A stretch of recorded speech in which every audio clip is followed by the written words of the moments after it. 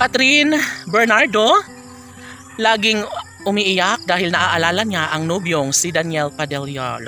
Sadyang masakit talaga ito para kay Catherine Bernardo na mangyayari nga ang hindi inaasahan sa kanilang pagmamahalan. Of course, lagi nating pakatandaan na ang pagmamahal nila sa isa't isa ay hindi ganun kadali na mawala ang lahat. Of course, mananatili pa rin naman sa puso ni Catherine Bernardo ang gwapong aktor na si Daniel.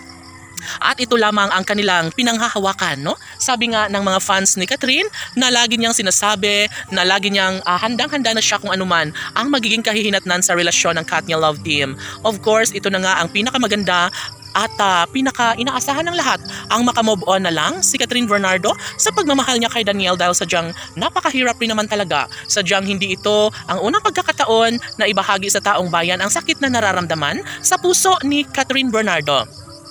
Umaasa ang lahat na sana'y mabuo rin ang mga pangarap ni Catherine Bernardo na sana'y magkaroon na nga siya ng sariling pamilya, magkaroon ng maraming supling. At syempre, lagi nating pakatandaan na hindi papayag si Catherine Bernardo na basta na lang na mauuwi ang lahat sa wala at wala ng pag-asa, no? Syempre, lahat naman ay nagbibigay kaligayahan para sa puso ni Catherine at Daniel. At ito nga ang nais na malaman sa lahat na sana'y magiging makatotohanan na ang mga pagbabago na para sa kaligayahan sa puso ni Catherine Bernardo.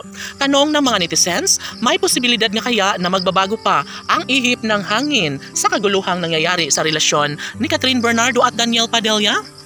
Posible nga kaya na maisakatuparan ang mga pangarap ni Catherine Bernardo na makahanap siya ng lalaking magmamahal sa kanya sa habang buhay? Yes, naririto ang mga pag-asang nais na makamtan sa relasyon ni Catherine Bernardo at Daniel Padilla. Siyempre, lahat naman ay umaasa na sana nga ay magiging mabuti ang future, no, nasa relasyon sa buhay pag-ibig ni Catherine Bernardo at kay Daniel Padilla. And of course, hindi naman ito madali para sa lahat ang tanggapin. Hindi madali na gano'n na lang ang mga pangyayari sa relasyon na inaasahan ng lahat sa pagkakatuluyan ni Daniel Padilla at Catherine Bernardo. Siyempre, maraming maaanghang na mga salita ang natatanggap ni Catherine sa pagmamahal ni Daniel Padilla.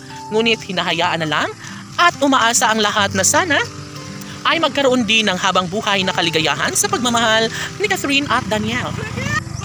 Yes, malaki ang posibilidad na mayroon pa namang mga pagbabago sa pagmamahalang tunay ni Catherine Bernardo at Daniel Padilla. Siyempre, mga ilang hakbang na lang ay magiging maligaya na rin ang puso't isipan ni Catherine Bernardo sa pamamagitan ng kanyang pag-move on at sana'y mahanap na niya ang lalaking sa kanya'y tunay na nagmamahal. Nangako si Catherine Bernardo na mamahalin niya muna ang kanyang sarili bago magmahal ng ibang lalaking iibig at bibihag sa puso ni Catherine Bernardo. Laban!